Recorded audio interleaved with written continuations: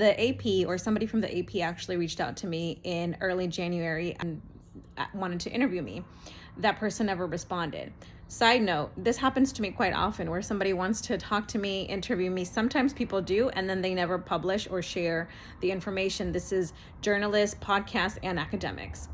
But I wanted to watch this video with you all and share the part, highlight the part with the producers say they're stuck between a rock and a hard place because they're saying we don't want to cut down our trees. We don't want to engage in deforestation. But because of Oaxaca's lack of economic opportunities, especially for indigenous, campesino, pueblo folks, they have to. Sí, yo sé que estamos perjudicando en parte al medio ambiente o a nuestro ecosistema, ¿no? Pero también nosotros, es la única fuente de trabajo que tenemos, pues. Nosotros no tenemos una aportación de parte del gobierno, entonces nosotros no podemos depender de nada más que nos digan, ¿sabes qué? Ya no tales, ¿no? ¿Por qué? Porque pues nosotros tenemos que sobrevivir, pues. De la noche a la mañana se taló toda la montaña para forrarla de espadín. And now I saw some of the comments in the original post and people just want to talk about regulation. Yeah, there's already regulation. It's just poorly regulated.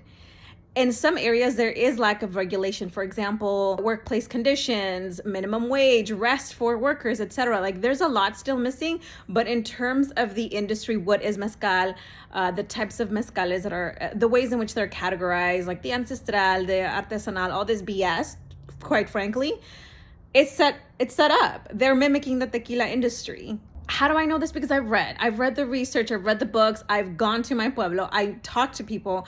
I know so much stuff that I wish I could just call out and name some of these brands that are doing such harmful shit. Like the majority of the brands that are available in the US son por gringos. Like they're gringos. Gringo hands touch them. Not all of them are horrible. There are some that are like considerate, but in general, the way that the industry is built, the blueprint of it is messed up. People are like, oh, give them like resources and blah, blah, blah, so that they can make it sustainable. This is what you don't get.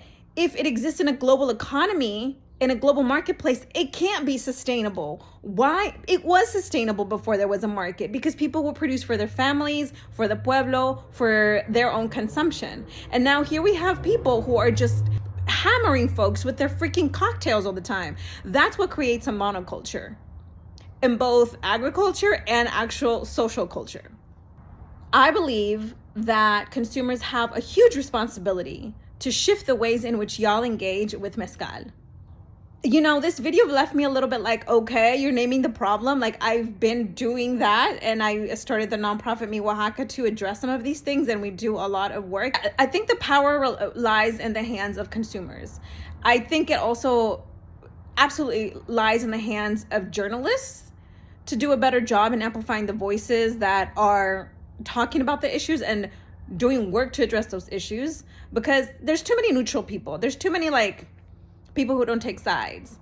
There's too many people who will say they want to support producers, but then will take money from big companies, okay? And this is at events. This is all kinds of projects around mezcal and around agave distillates. You know, a lot of companies, profiles, people don't have a backbone. They don't have values. And you know why? It's because they've never actually lived in the pueblo. They don't know what it's like in their lifetime to be able to play in a river and then in their own lifetime see that river be a dumping ground. That's why, because it's not their home. In the same way that white people don't start caring about issues of policing until white people die, they also don't care that they shit in the backyards of Black and brown and indigenous people's communities because it's not their community. That's why we don't start off by sharing brands to buy, because that is not the way to actually shift the way that we consume mezcal or anything at this point.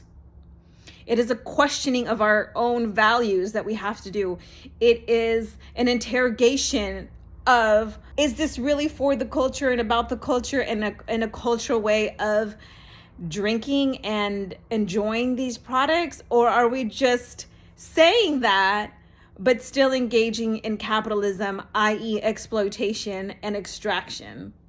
Because The number of Mexican American, Mexican Chicano, Latino, Latin American, like Colombian, for example, folks who own mezcal brands, again, as I've said before, is astronomical. They're in there.